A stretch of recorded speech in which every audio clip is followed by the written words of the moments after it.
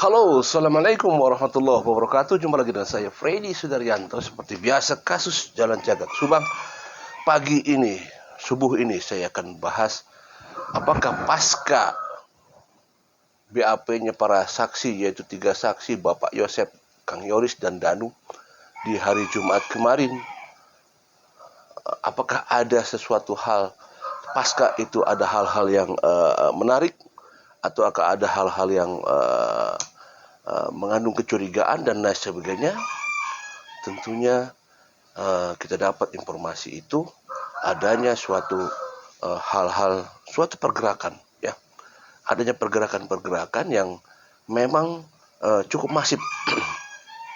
Saya dapatkan info itu dari salah seorang saksi dan saya sampaikan kepada yang bersangkutan, udah tidak usah banyak bicara, langsung saja laporkan kepada pihak kepolisian, saya bilang begitu. Hal-hal yang mengenai hal-hal yang kira-kira diketahui, yang kira-kira ada kejanggalan, langsung laporkan saja ke pihak kepolisian. Toh pihak kepolisian kan sekarang sudah memberikan saluran hotline, ya. Langsung saya laporkan, karena memang kita ketahui bahwa saluran hotline itu memang diapresiasi, ya.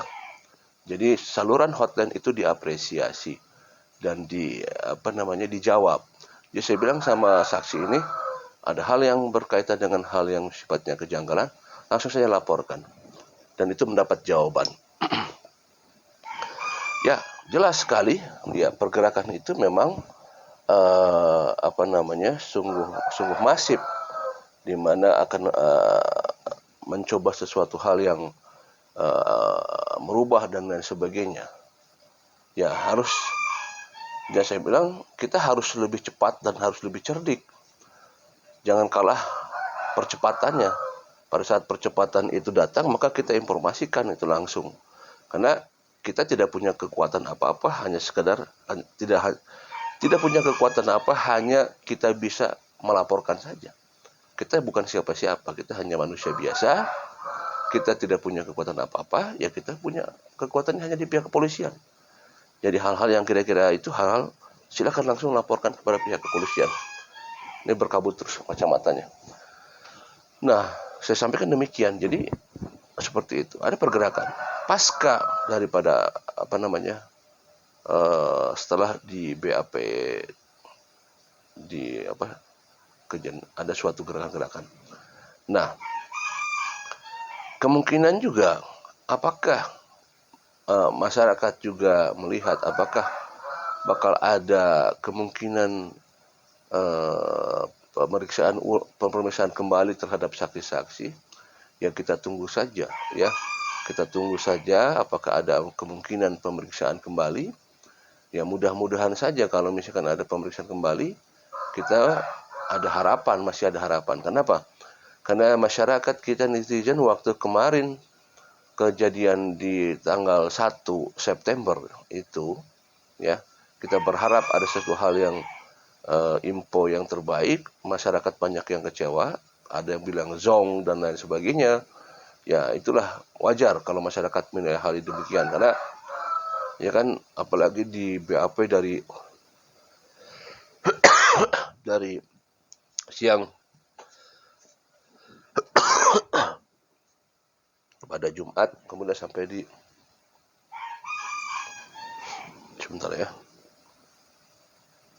pada Jumat sampai ke pagi, itu yang sangat luar biasa. Nah, kalau saya kan kemarin sempat di video saya mengatakan bahwa ini adalah babak awal sebenarnya. Ya kan, kita boleh punya pendapat, ya. Kalau Fred, lo so tahu dari mana? Ya kan, pendapat itu kan tidak perlu sama. Saya tenggorokan gatal sebentar, ya. Sebentar, tenggorokan saya gatal.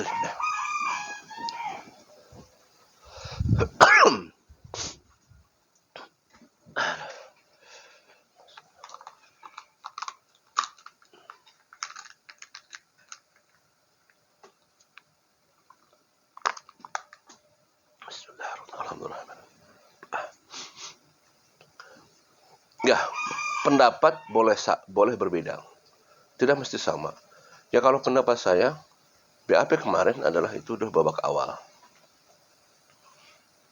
Karena kenapa sedemikian? Karena kita lihat adalah Bapak Kapoldanya baru, Padirnya juga baru, sehingga mungkin menurut saya akan lebih mantap kalau informasi didapat oleh para petinggi ini adalah informasi yang dari awal.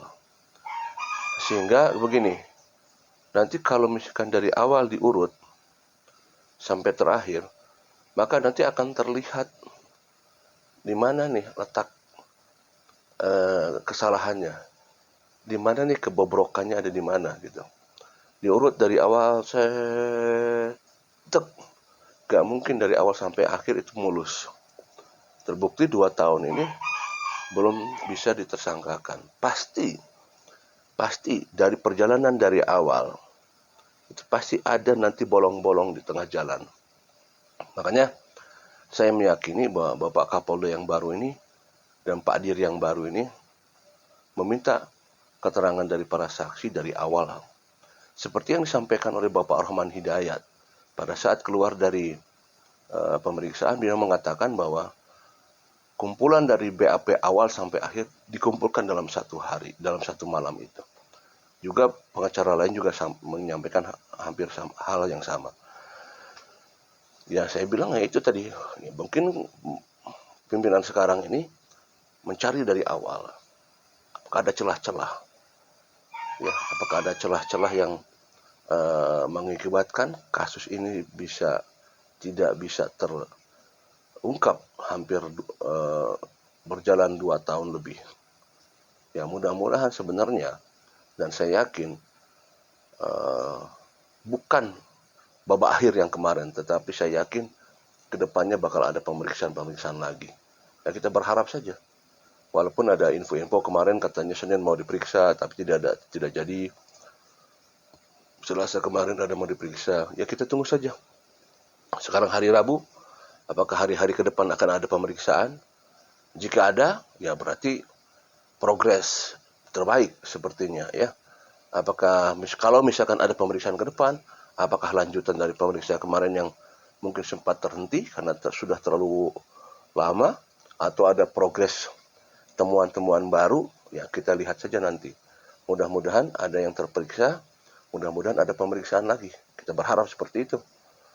Karena kalau semakin banyak pemeriksaan, kita masih tetap punya harapan daripada jempling kayak tahun kemarin sempat jempling tuh hampir 1 tahun ya, adem ayem gitu kan. Nah mudah-mudahan lah dengan banyak-banyaknya pemeriksaan ini ya ada harapan seperti itu. Ya kembali lagi bahwa pergerakan-pergerakan itu memang sudah terlihat masif. Nah justru itu kalau misalkan ada gerakan-gerakan pasca daripada BAP kemarin, maka ini jadikan pertanyaan. Katakanlah kalau seseorang itu tidak bersalah, kembali lagi kepada pola basic. Kalau tidak bersalah, kenapa mesti harus ada pergerakan? Ya silakan saya, sepertinya saya gini. Saya punya organisasi taekwondo. Kurang lebih saya punya beberapa unit, ada sekitar 6 unit yang saya kelola. Kalau tidak ada masalah, ya sudah fine-fine saja. Mau diapa-apain juga silakan saja. Monggo-monggo aja gitu kan. Mau polisi datang 100 orang datang ke tempat saya, silakan saja. Karena kita memang tidak ada masalah gitu loh. Fine-fine saja silahkan. Tidak usah pakai apa-apa. Kalau ini ada pergerakan. Kalau ada pergerakan seperti itu kan, loh kenapa mesti digerakin gitu. Apakah ada hal yang, nah kan ini secara pola basic ya berarti ada sesuatu. Saya yakin kalau pihak kepolisian sudah mencium ini, sudah mengendus ini. Saya yakin banget 100%. Mudah-mudahan saja pola sistem kerja yang dilakukan oleh pihak kepolisian, strategi-strategi yang dilakukan seperti yang disampaikan oleh Kadip Humas Polda Jabar Bapak Ibrahim Tompo, bahwa ada strategi khusus. Ya kita yakini dengan strategi khusus ini mudah-mudahan ke depan terus berjalan, ya akan terus ada pemeriksaan, itu lebih baik ya ke arah progres. Atau mungkin ada saksi-saksi yang belum pernah diperiksa tiba-tiba muncul sekarang. Who knows? Kita tunggu saja ya. Ada yang selama ini mungkin berkuar-kuar ya, tiba-tiba dipanggil ya, siapa tahu ya. Ya mungkin untuk menambahkan info dan lain sebagainya. Ya tidak mungkin, tidak untuk kemungkinan. Tiba-tiba YouTuber dipanggil. Misalkan ya. YouTuber Freddy Sudianto dipanggil untuk di BAP. Atau YouTuber Heri Susanto dipanggil untuk di BAP. Atau YouTuber Subang Hijau dipanggil untuk BAP. Atau Mas Yahya dipanggil untuk BAP. Ya who knows. Karena kan pihak polisi sekarang mencari info dari berbagai sudut. Ya. Ya, karena info itu kan penting. Jangan apatis terhadap ada bilang katanya, apalah seorang YouTuber, dia pengganggu. Gak boleh gitu. Bisa jadi info dari YouTuber bisa membuka kasus ini. Who knows? Ya. Tidak menutup kemungkinan. Tidak menutup kemungkinan. Ya. Kenapa? Contoh aja begini. Ya. Contohnya, penyidik pada saat mendekati saksi,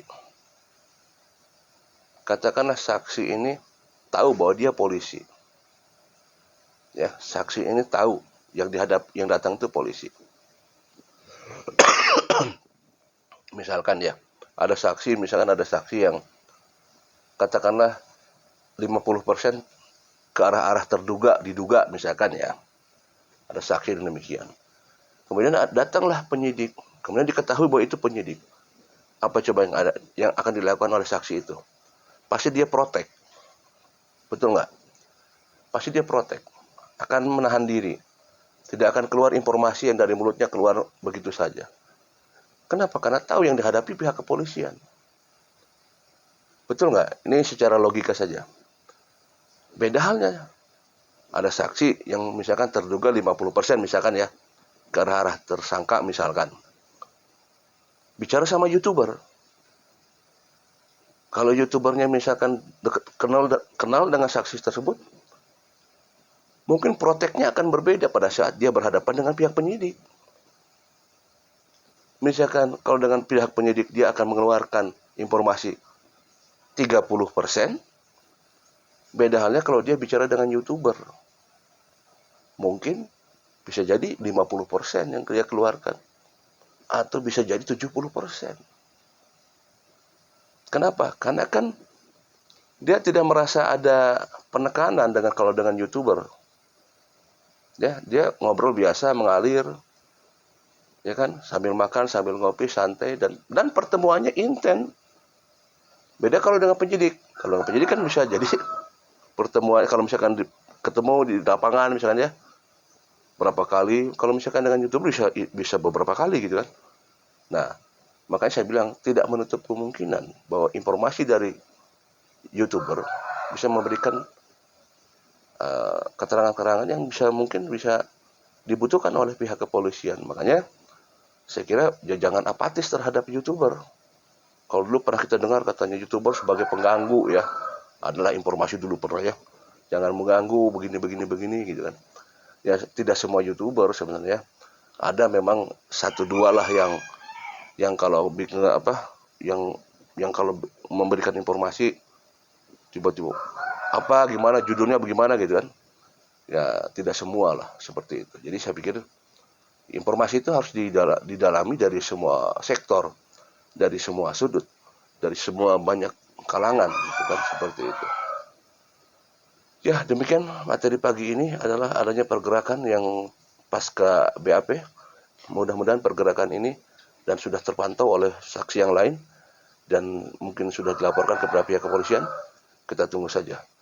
Ada gerakan apa lagi selanjutnya menjelang pemeriksaan selanjutnya. Assalamualaikum warahmatullahi wabarakatuh.